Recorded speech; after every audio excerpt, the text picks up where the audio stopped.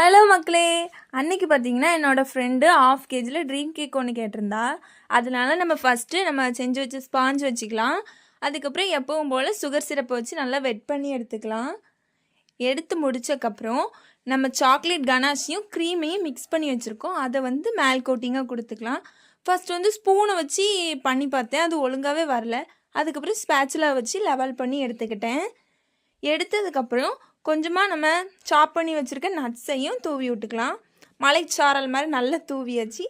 அப்புறம் பார்த்திங்கன்னா கொஞ்சம் நட்ஸை கடன் வாங்கி சாக்லேட் கனாஷில் மிக்ஸ் பண்ணி அதையும் நல்லா அப்ளை பண்ணி ஃப்ரிட்ஜில் கொஞ்சம் செட் பண்ணி எடுத்துட்டு வெறும் டார்க் சாக்லேட்டை மெல்ட் பண்ணி நல்லா மாவாட்டுற மாதிரி அங்கிட்டு இங்கிட்டு ஆட்டிகிட்டு இருக்கேன் பார்த்தீங்களா. இப்படி ஆட்டி எடுத்தோன்னா இப்படி சூப்பராக கிடைக்கும். இதையும் நல்லா ஃப்ரீஸ் பண்ணி எடுத்து மேலே கொக்கோ பவுடரை அப்ளை பண்ணிட வேண்டியதான். கீழே பார்த்தீங்களா அவ்வளோ எறும்பாக ஓடுது. நான் என்ன பண்ணாலும் அங்கே ஃபஸ்ட்டால் அந்த உழைப்பாளி எறும்பு இருக்கும்.